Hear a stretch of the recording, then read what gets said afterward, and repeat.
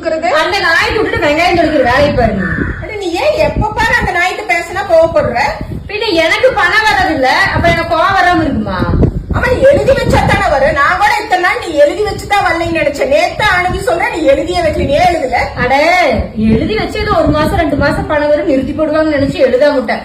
அப்புறம் இவங்களுக்கு மாசம் மாசம் பணம் வரும் சீட்டெல்லாம் போட்டுட்டு இருக்காங்க. சீட்டு போட்டுட்டு இருக்கிறியா? எப்ப ஜாயின் பண்ண? அதை விட எனக்கு எப்ப வரும்? உனக்கு இப்ப புரியுதா? புரியுது. ஸ்டாலின் கவர்மெண்ட் ஒரு விஷயத்த சொன்னா செயல்படுத்துவாங்க, அதை நிறுத்தாம செய்வாங்கன்னு புரியுதா? அப்பதான் சொல்லுவேன்.